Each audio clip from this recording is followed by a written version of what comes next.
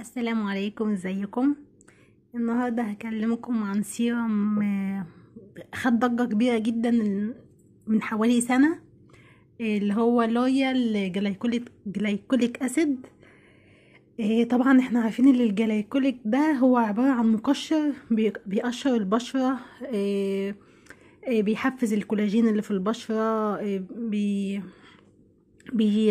بيعمل تقشير كده بسيط وناعم للبشرة. مش المقشر اللي هو بيشيلك بقى طبقة الجلد وكده. لا، هو لطيف كده على البشرة، بيحسن مظهر البشرة جدا. فوائد السيرم بتاع لويال ده ايه؟ هو اولا 30 ملي. صنع في فرنسا، باريس. انا جربته، قعدت سنة اجربه. اول ما نزل جربته وهقول لكم رأيي فيه. في حاجات حلوة وفي حاجات وحشة. بس هو عامة كويس. يعني هو في حمض جلايكوليك ده تركيز 1/10% أو 10%، ومكتوب هنا كده اهو. مهم.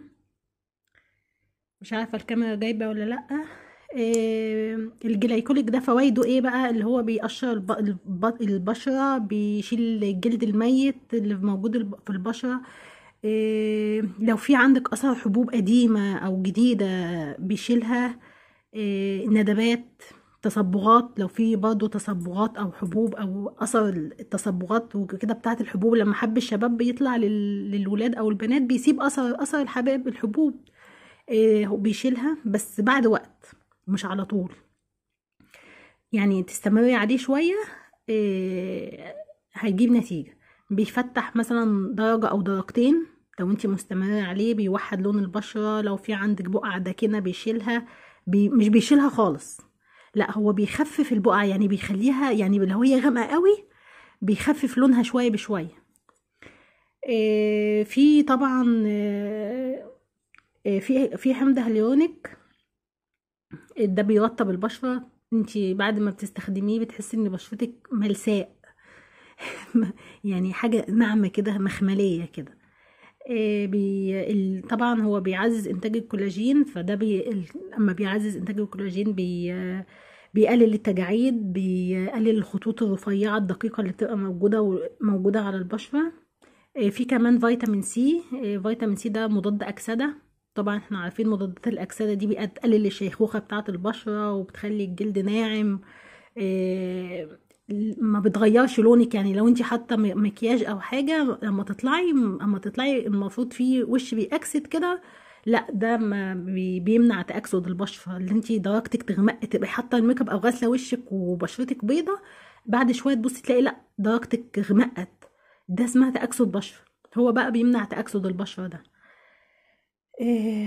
بتستخدميه ازاي؟ بتستخدميه على بشرة نظيفة. الاول بتغسلي وشك بالغسول وبعد كده بتنشفيه، تبقى بشرتك جافة تماما. بتفضيه. تستخدمي منه يعني اقل من كده كمان كده.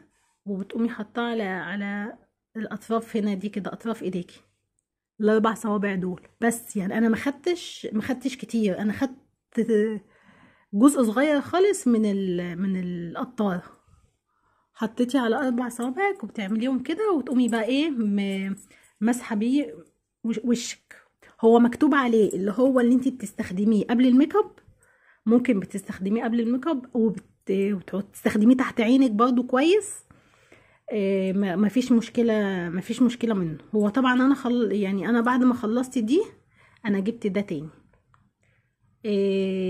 هو عاجبني بصراحة.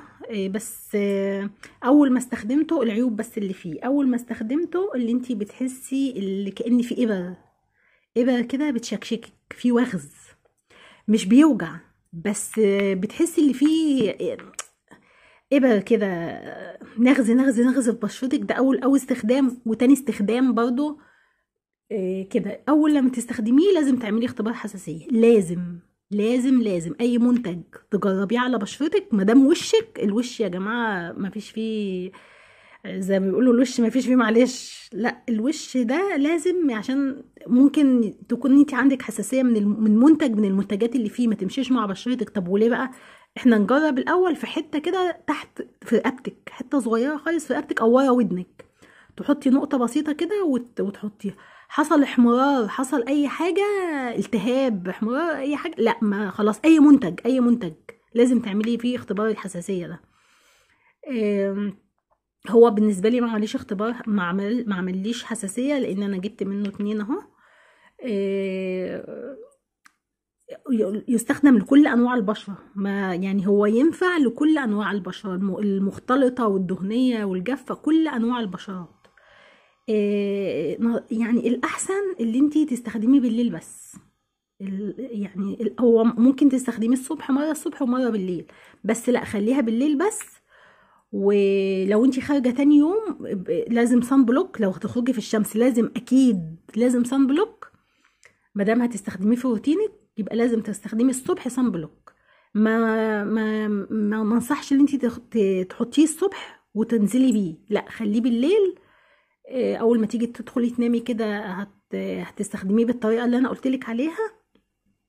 آه، بس واستني بقى مثلا، يعني هي الازازه دي مثلا ممكن تقعد معاكي شهرين، وخليه الاول يوم ويوم لا، يوم ويوم لا، لحد ما بشرتك تتعود عليه. خليه كل يوم، خليه بقى في روتينك كل يوم. ممكن تستخدميه وتستخدمي فوق يعني فوق المرطب عادي. لو انتي خلاص بشرتك اخدت عليه وعايزه تنزلي بيه في الشمس، لازم الصن بلوك برضه تحطيه وتحطي عليه الصن بلوك. بس انا يعني انا نصيحتي اللي هو لازم يتحط بالليل بس، مش لازم تخرجي بيه بالنهار في الشمس. بس هو سعره كان 300. معرفش سعره دلوقتي كام، وساعات بينزل عليه اوفرات برضه. مش عارفة والله، هي كل يوم الأسعار بتبقى شكل، فأنا مش عارفة سعره دلوقتي كام. أنا كنت جايبة الإزازة ب300.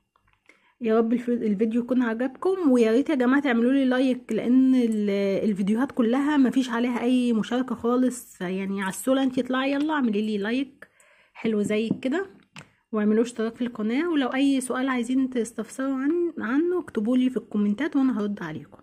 بس كده، باي.